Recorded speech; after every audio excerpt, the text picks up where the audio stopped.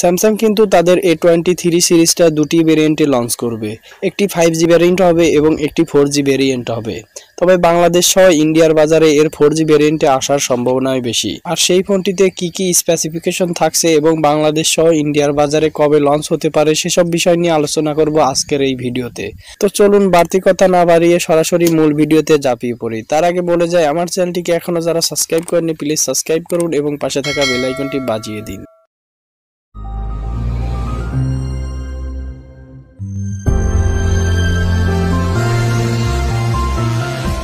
ফোনটিতে এ সিরিজের প্রতিটি ফোনের মতনই ফ্রেমে এবং ব্যাকে দেওয়া হবে প্লাস্টিক, আর সামনে দেওয়া হবে গরিলা গ্লাস 5 এর প্রোটেকশন। A73 এবং A53 এর মতনই এই ফোনটির বিল কোয়ালিটিটা করা হবে। এই ফোনটির সামনে আসলে দেখতে পাবেন IPS এর ফুল HD একটি 6.6 ইঞ্চির ডিসপ্লে ব্যবহার করা হবে, যেটাতে ব্যবহার করা হয়েছে 90 হার্জ রিফ্রেশ রেট। আমরা দেখেছি বিগত স্যামসাং এর A22 ডিসপ্লেতে দেওয়া হয়েছিল শুধুমাত্র HD প্লাস ডিসপ্লে এবং সেখানে কোনো হায়ার রিফ্রেশ রেট ছিল না।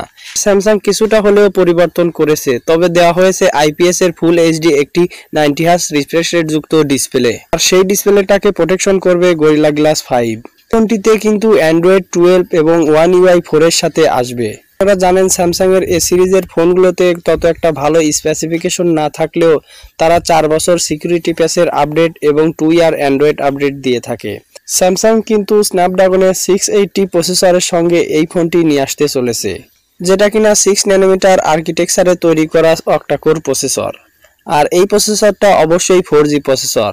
এই প্রসেসরটা নিয়ে বাড়তি কিছু বলার নেই। এই প্রসেসরটা সম্পর্কে আপনারা সবাই জানেন।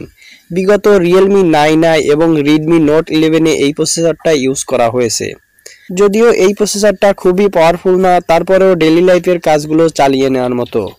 টুকটাক গেম প্লে এবং মাল্টিটাস্কিং করার ক্ষেত্রে এই প্রসেসরটা খুব ভালোভাবে পারফরমেন্স করতে পারবে। আপনারা ফ্রি ফায়ার আল্ট্রা গ্রাফিক্সে রেখে এবং PUBG মিডিয়াম গ্রাফিক্সে 40 FPS এ রেখে খেলতে পারবেন।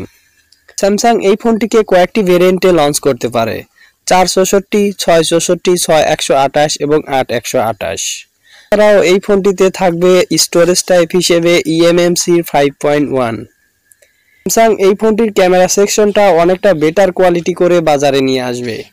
এই ফোনটির রিয়ারে দেওয়া হবে কোয়াড ক্যামেরা সেটআপ, যার মেইন ক্যামেরা থাকবে 50 মেগাপিক্সেল। আরও থাকবে 5 মেগাপিক্সেলের আলট্রা ওয়াইড ক্যামেরা এবং 2 মেগাপিক্সেলের ম্যাক্রো ক্যামেরা। আরও থাকবে 2 মেগাপিক্সেলের ডেপথ ক্যামেরা।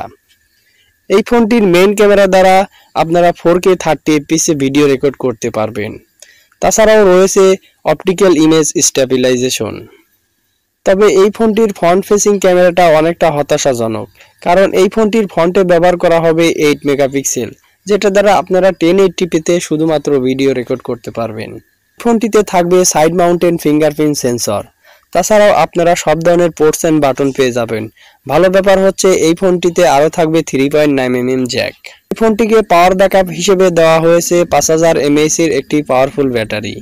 তাছাড়াও এই ব্যাটারিকে চার্জ করার জন্য দেওয়া হয়েছে 25 ওয়াটের ফাস্ট চার্জিং সিস্টেম।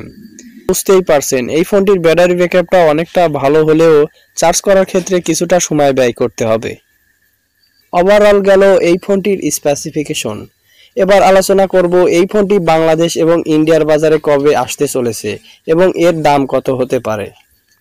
এই ফোনটি ইন্ডিয়ার বাজারে এপ্রিলের শুরুর দিকেই লঞ্চ করা হবে, আর এপ্রিলের শুরুর দিকে ইন্ডিয়ার বাজারে লঞ্চ হলে বাংলাদেশের বাজারে আসতে অবশ্যই 1 থেকে 1.5 মাস সময় লাগবে। স্যামসাং এই ফোনটি ইন্ডিয়ার বাজারে 14,000 রুপির আশেপাশেই লঞ্চ করতে পারে, আর বাংলাদেশের বাজারে 22 থেকে 23,000 টাকার মধ্যে লঞ্চ হতে পারে। তো দামটা ওঠানামা হতে পারে। এখন আমাদেরকে অপেক্ষা করতে হবে এই ফোনটি কত দামে এবং কি স্পেসিফিকেশন সহ বাংলাদেশ এবং ইন্ডিয়ার বাজারে লঞ্চ করে। তো বন্ধুরা, ভিডিওটা কেমন লাগলো? ভালো লাগলে অবশ্যই একটি করে লাইক করবেন, আর এখনো যারা আমার চ্যানেলটিকে সাবস্ক্রাইব করেননি প্লিজ সাবস্ক্রাইব করুন এবং পাশে থাকা বেল আইকনটি বাজিয়ে দিন। আজকের ভিডিও এ পর্যন্তই, দেখা হবে অন্য কোনো ভিডিওতে।